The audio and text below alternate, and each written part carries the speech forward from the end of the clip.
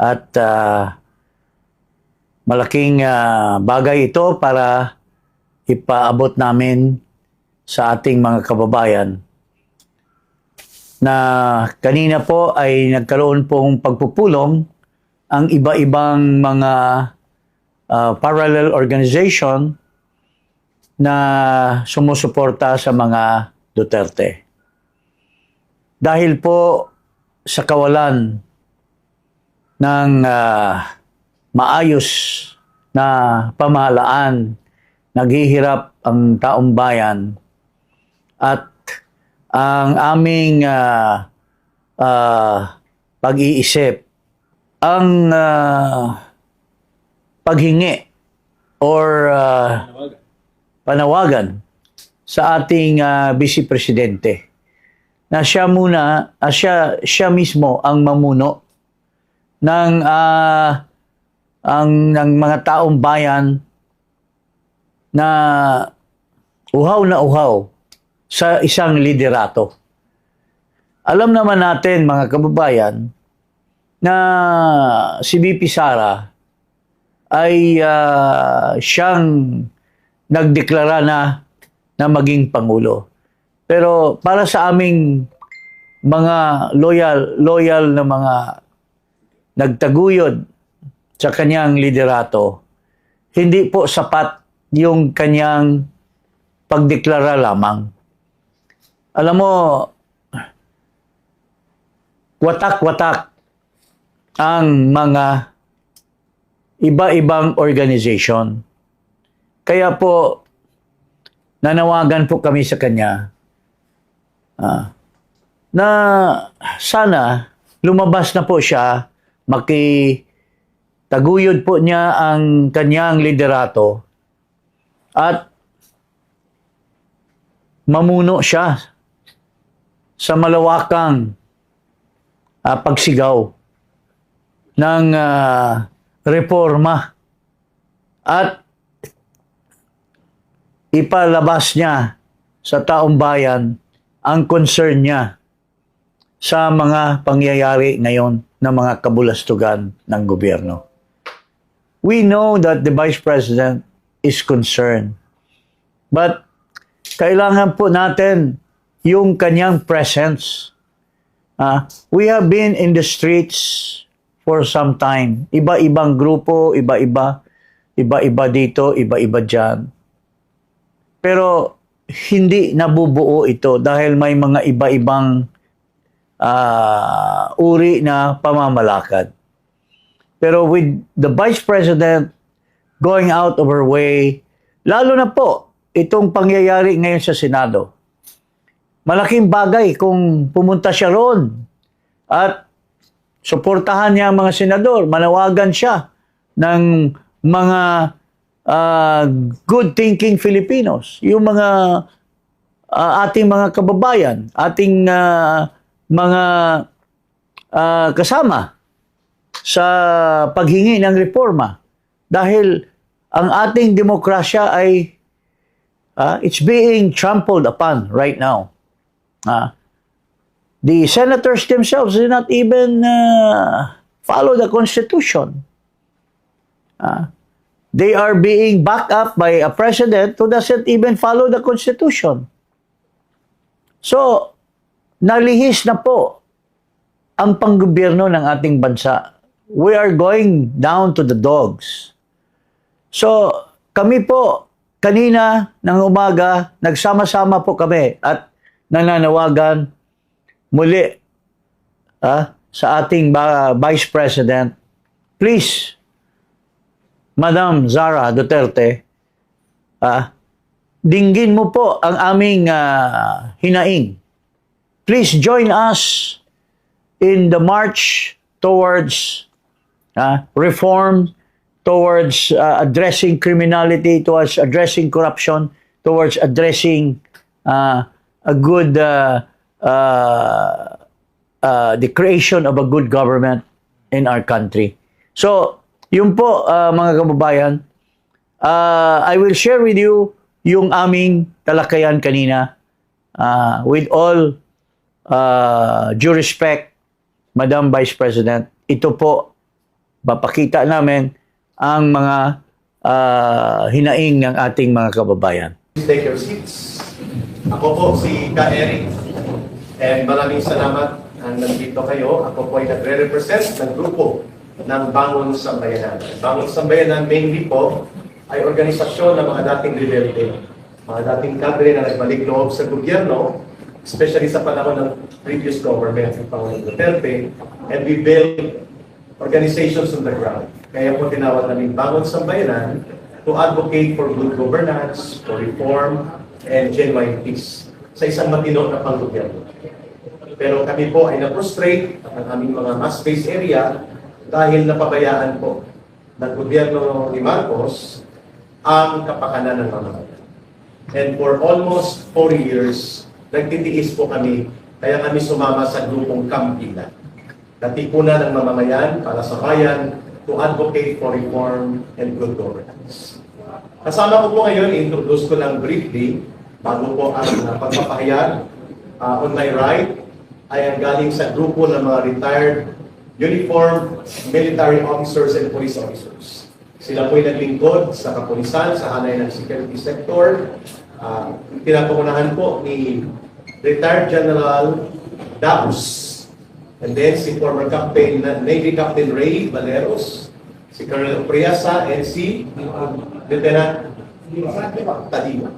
And of course, ang aming tagapangulo po ng 25-strong coalition members and alliance network of Kampila. 25 organisasyon po ito na aktibo, pinamunuan ni dating political advisor to the President, Pangulong Duterte, Attorney Jane Paz. Ito siya. Si Attorney Maniluna is a crusader lawyer against graft and corruption, and he is part of the advocacy for reform and good governance na nakakalubilo namin sa Kampila. Para sa Metro Manila, SEGSA. Okay? And then si Brother Hennis, siya po ay isa sa main organizer, mobilizer ng riding community in the country. Yung mga riders at lahat po na nakukuhay sa motorbike. Si Hens ay Duterte Riders Team, and Duterte Group of Rider Philippines. Malaki po ito ng community. At kami naman po ay network mainly ng urban poor communities sa Metro Manila and ACs. Inday Cares, kasama po natin sa parallel ang non-government organization na Inday Cares. They care and they cannot less care. So therefore they are here. They always care. So ito po, una, number 1, malalap na po at malalim ang problema ng ating bansa. Paulit-ulit po ang mga paglubha ng kahirapan, kaguluhan sa politika, at ang tinatamaan po taong bayan, mga mamamayan. Democratic institutions are being destroyed systematically, never seen before since after the martial law sa tatay ni Bongbong Marcos Jr. And so therefore, kumilos ang taong bayan. Pero sa pagkilos na ito ng taong bayan, mga kababayan, nakita po natin na isang malaking kakulangan na nanawagan tayo ng pananagutan at ng paniningil ng taong bayan sa 1.9 trillion pesos na pandarambong sa mga ghost or mga substandard flood control projects. Nanawagan tayo sa pag-abuso at pagwaldas, pagkurakot sa pondo ng bayan, and yet, dinided ba tayo ni Marcos Jr.? I'm talking about yung tayo, yung mamamayang Pilipino. Wala siyang pakialam at bagkos pinalala pa niya ang krisis politika at pinalala pa niya ang krisis sa ekonomiya. People are in miserable conditions right now, mga kababayan. Kaya po, sa pag-uusap na ito, maraming salamat sa inyong pagdalo dito. We are bringing out the message. Ang taong bayan na naninindigan ay kailangan pagkaisahin. Kailangan may mamuno upang ito ay mabuo bilang isang malakas na pwersa sa pagsusulong ng mapayapang pagbabago. But, hindi magaganap ang pagbabago kung walang mamuno, kung walang direksyon, at kung kalat-kalat ang mga inisyatiba at mga partidos. Wala kaming ibang nakikita sa grupo na ito at marahil sasabihin na rin namin ang mayoriya ng sentimiento ng taong bayan.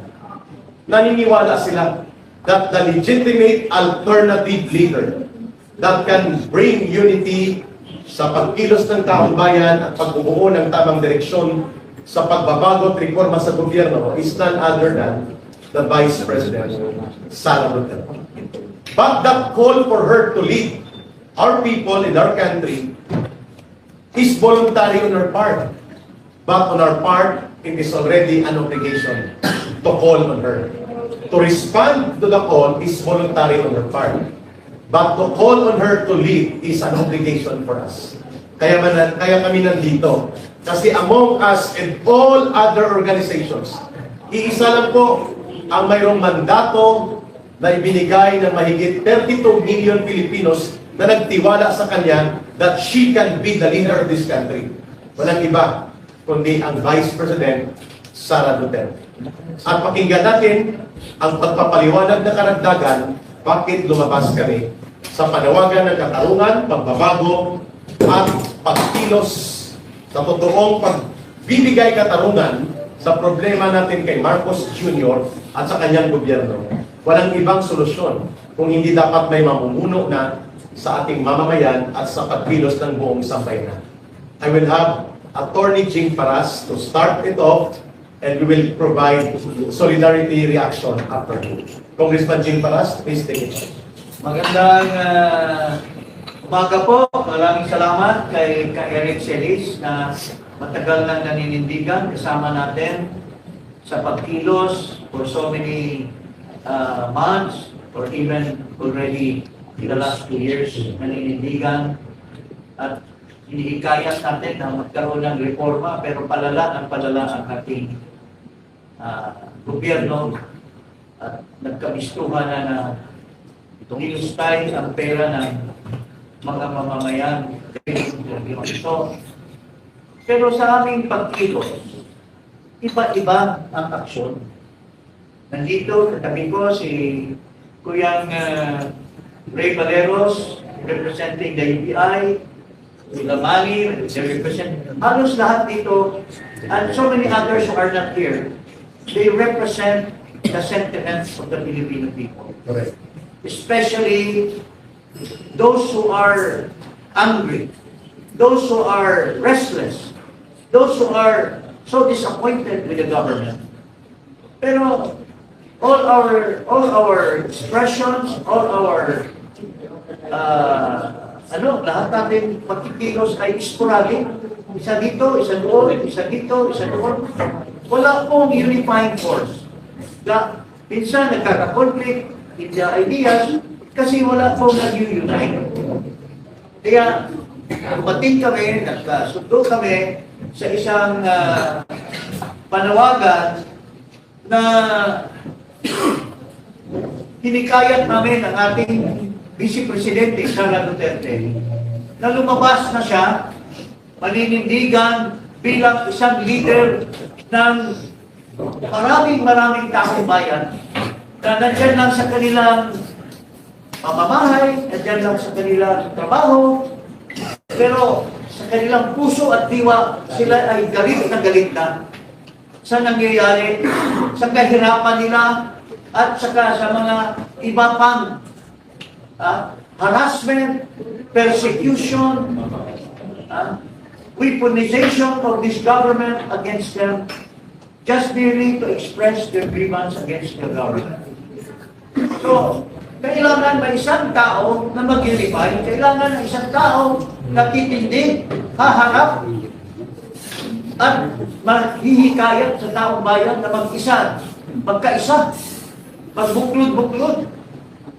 Hindi natin ma-achieve sa mga hanay na humihingi ng reforma sa gobyerno o humihingi ng pagbitiw sa gobyerno kung walang nag-unify o walang isang tao na naghihikayat sa bawat isang naniniwala na wala nang pag-asa ang ating bayan, we are already a failed state as of now. Kung walang tatayo na leader. We have been facing so many things in the past. We had the people power one, we have the people power two. Parating may leader na tumatayo at naghihikayat para ang sambayanan na naniniwala na wala ng silbi ang gobyerno ay magkaisa. Ngayon, kalat-kalat.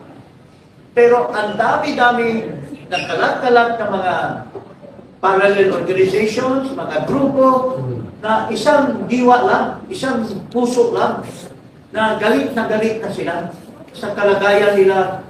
Lalo na itong nalaman itong sobra-sobra na pagnanakaw, pinamunuhan mismo ng gobyerno.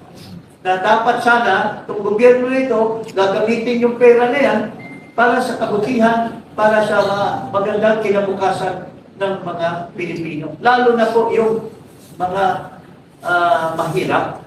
Pero sino nakikinabang niyo? Yung mga cronies, yung mga oligarchs.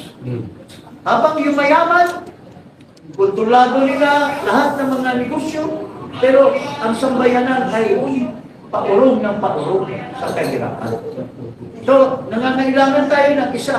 Ang isa lang ang tumatayo na tao na legitimate, inalal ng 32 billion. Kaya, Madam Vice President, kami lahat dito ay humihikayat sa iyo. Lumabas na po kayo.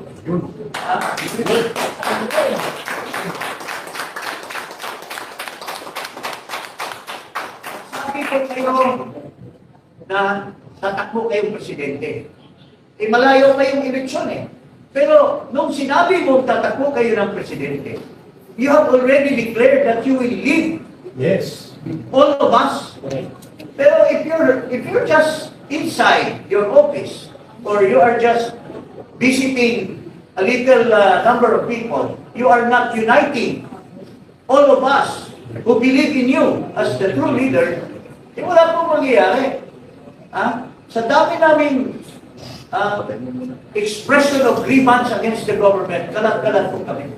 Hindi kami magkabuo dahil hindi namin naririnig ikaw lumabas at hinihikayat nyo kami na magkaisa under your leadership, Madam Vice President. So, it is time to wake up. Wag mo na po ulitin, Madam Vice President, yung pag-asa namin sa iyo noong 2021 na ikaw na ang tinignan ng taong bayan sa survey. You are the real president. Yes. But you failed us at the time. You instead helped this bangag person. You helped him to become president. And look at what happened because of your help. Disaster. Naging disaster ang gobyerno. Nagulong pa yung tatay mo, nilabas pa sa ibang bansa. But we are not blaming you because We are not. these are decisions to have to be made. But if you fail in one, you should not fail in the second. Kami po lahat, Madam Vice President, nandito po, tumitingala sa iyo to lead us now, or we will never have peace, we will never have reform. All the things in government will prosper Correct. as, they are being covered up by themselves. Especially grabbing power in the Senate. At ito mismo Marcos na ito, alam niya na labag sa konstitusyon, violation sa konstitusyon, pero kinantihan pa niya or sinuportahan pa niya itong balik na tinatawag nilang majority na hindi naman nag-aalpas sa real majority which is 13. So, I give the chance to the others po na manawagan